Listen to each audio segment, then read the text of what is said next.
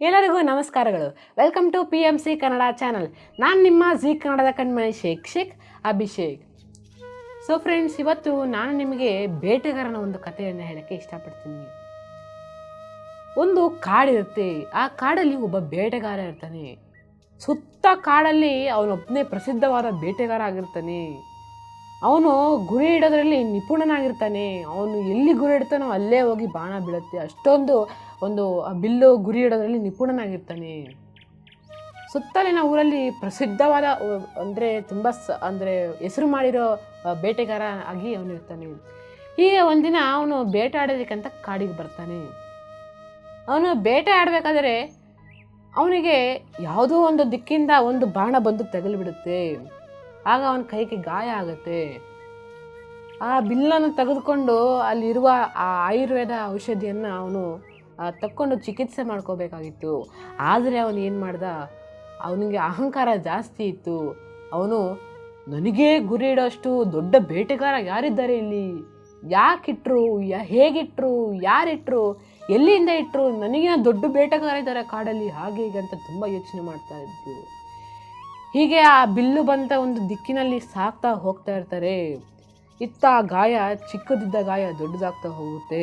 ಆ ಬಾಣದಲ್ಲಿದ್ದ ಒಂದು ಚಿಕ್ಕ ವಿಷ ತನ್ನ ಮೈ ತುಂಬ ಹರಡೋಕ್ಕೆ ಶುರು ಆಗುತ್ತೆ. ಇತ್ತ ಹೋಗ್ತಾ ಹೋಗ್ತಾ ದಾರಿಲಿ ಹೋಗ್ತಾ ಇರ್ತಾನೆ. ಆ ಬಿಲ್ಲು ಬಂದ ದಿಕ್ಕಲ್ಲಿ ಸಾಕ್ತಾ ಹೋಗ್ತಾ ಇರ್ತಾನೆ. ಯಾರು ಬಿಟ್ಟಿದ್ದು, ನಿಮ್ಮನ್ನು ಸಾಯಿಸ್ತೀನಿ, ಹತ್ರ ಬಂದರೆ ಬನ್ನಿ, ಹಾಗೆ ಹೀಗೆ ಅಂತೆಲ್ಲ ಯೋಚನೆ ಮಾಡ್ಕೊಂಡ ಅಹಂಕಾರದಿಂದ ಅವನು ಮುಂದೆ ಸಾಕ್ತಾ ಇರ್ತಾನೆ. ಇಲ್ಲಿರುವ ಒಂದು ವಿಷ ಮೈ ತುಂಬ ಹರಡೋಕ್ಕೆ ಶುರು ಆಗುತ್ತೆ. ಹೀಗೆ ಕೊನೆಗೆ ಆ ವಿಷ ಮೈ ತುಂಬ ಹರಡಿ ಅವನು ಒಂದು ಜೀವ ಬಿಡೋ ಒಂದು ಪರಿಸ್ಥಿತಿ ಸಹ ಬರುತ್ತೆ. ಅವನು ಸತ್ತು ಕೂಡ ಹೋಗ್ತಾನೆ. ಸೊ ಫ್ರೆಂಡ್ಸ್, ಆ ಒಬ್ಬ ಬೇಟೆಗಾರ ಅವನಿಗೆ ಒಂದು ತಾಗಿದ್ದ ಬಿಲ್ಲನ್ನು ತಕ್ಕೊಂಡು ಅವನು ಆಯುರ್ವೇದ ಚಿಕಿತ್ಸೆ ತಗೊಳ್ಳೋ ಬದಲು ಅವನು ಯಾರು ಬಿಟ್ಟಿದ್ದು, ಯಾಕೆ ಬಿಟ್ಟಿದ್ದು, ಹೇಗೆ ಬಿಟ್ಟರು ಅಂತ ತುಂಬ ಆಲೋಚನೆ ಮಾಡೋಕ್ಕೆ ಶುರು ಮಾಡ್ದ.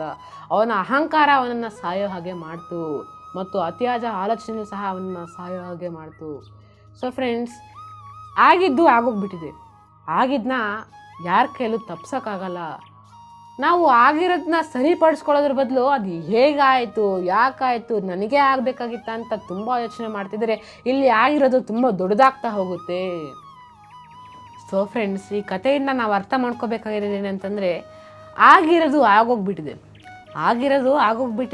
ಆಗಿರೋದನ್ನ ಯಾರ ಕೈಲೂ ತಪ್ಸೋಕ್ಕಾಗಲ್ಲ. ಹಾಗಾಗಿ ಆಗಿರೋದ ಕಡೆ ಗಮನ ಕೊಡಬೇಕು. ಆಗಿರೋದ ಕಡೆ ಗಮನ ಕೊಡಲಾರ್ದೆ ನಾವು ಹೇಗಾಯಿತು, ಯಾಕಾಯಿತು, ನನಗೇ ಆಗಬೇಕಾಗಿತ್ತಾ, ಯಾಕಾಯಿತು, ಹೇಗೆ ಅಂತ ತುಂಬ ಆಲೋಚನೆ ಮಾಡೋದ್ರಿಂದ ಆಗಿರೋದು ತುಂಬ ದೊಡ್ಡದಾಗ್ತಾ ಹೋಗುತ್ತೆ. ಸೊ ಫ್ರೆಂಡ್ಸ್, ಫಾರ್ ಎಕ್ಸಾಂಪಲ್, ನಾವು ದಾರಿಯಲ್ಲಿ ನಡ್ಕೊಂಡು ಹೋಗ್ತಾ ಇರ್ತೀವಿ. ಹೋಗ್ಬೇಕಾದ್ರೆ ನಮಗೆ ಒಂದು ಮುಳ್ಳು ಚುಚ್ಚುತ್ತೆ, ಕಾಲಿಗೆ ಮುಳ್ಳು ಚುಚ್ಚುತ್ತೆ. ಆ ಮುಳ್ಳನ್ನು ತಕ್ಕೊಂಡು ನಮ್ಮ ಕಾಲಿಗೆ ಅರಶಿನ ಹಚ್ಕೊಳ್ಳೋದು, ಆ ಥರ ಟ್ರೀಟ್ಮೆಂಟ್ ಕೊಟ್ಕೊಂಡ್ರೆ ಅದು ವಾಸಿ ಆಗಿಬಿಡುತ್ತೆ. ಆದರೆ ಆ ಮುಳ್ಳು ಯಾಕೆ ಬಂತು, ಹೇಗೆ ಬಂತು, ನನಗೋಸ್ಕರನೇ ಇಟ್ರಾ ಅಥವಾ ಬೇಕು ಅಂತಲೇ ಇಟ್ರಾ, ನನ್ನ ಮೇಲೆ ಏನಾದ್ರು ದ್ವೇಷ ಇದ್ದು ಇಟ್ರಾ ಅಂತ ನಾವು ತುಂಬ ಚಿಂತೆ ಮಾಡೋದ್ರಿಂದ ಆ ಗಾಯ ದೊಡ್ಡದಾಗ್ತಾ ಹೋಗುತ್ತೆ. ಸೊ ಫ್ರೆಂಡ್ಸ್, ನಮ್ಮ ಪತ್ರಿಜಿ ಅವರು ಸಹ ಅದನ್ನೇ ಹೇಳೋದು, ಆಲೋಚನೆಯನ್ನು ಜಾಸ್ತಿ ಮಾಡಬಾರ್ದು. ನಾವು ಧ್ಯಾನ ಮಾಡೋದ್ರಿಂದ ನಮ್ಮ ಆಲೋಚನೆಗಳನ್ನು ಕಡಿಮೆ ಮಾಡ್ಕೋಬೋದು. ನಮ್ಮ ಉಸಿರಾಟದ ಮೇಲೆ ಗಮನ ಇಡೋದ್ರಿಂದ ನಾವು ಆಲೋಚನೆಯನ್ನು ಕಡಿಮೆ ಮಾಡ್ಕೋಬೋದು ಮತ್ತು ಏಕಾಗ್ರತೆ ಸಹ ಬರುತ್ತೆ. ಸೊ ಫ್ರೆಂಡ್ಸ್, ಎಲ್ಲರೂ ಸಹ ಧ್ಯಾನ ಮಾಡಿ. ಅತಿಯಾದ ಆಲೋಚನೆಯನ್ನು ಮಾಡಬೇಡಿ. ಅತಿಯಾದ ಆಲೋಚನೆ ಮಾಡೋದ್ರಿಂದ ನಮ್ಮ ಅನಾರೋಗ್ಯಕ್ಕೆ ಕಾರಣವಾಗುತ್ತೆ. ಸೊ ಫ್ರೆಂಡ್ಸ್, ಧ್ಯಾನ ಮಾಡಿ, ನಿಮ್ಮ ಉಸಿರಾಟದ ಮೇಲೆ ಗಮನ ಕೊಡಿ ಅಂತ ಹೇಳ್ತಾ ನಾನು ಈ ಕಥೆಯನ್ನು ಮುಗಿಸ್ತಾ ಇದ್ದೀನಿ. ಅಲ್ಲಿವರೆಗೂ ನೀವು ನೋಡ್ತಾರೆ PMC ಕನ್ನಡ ಚಾನಲ್.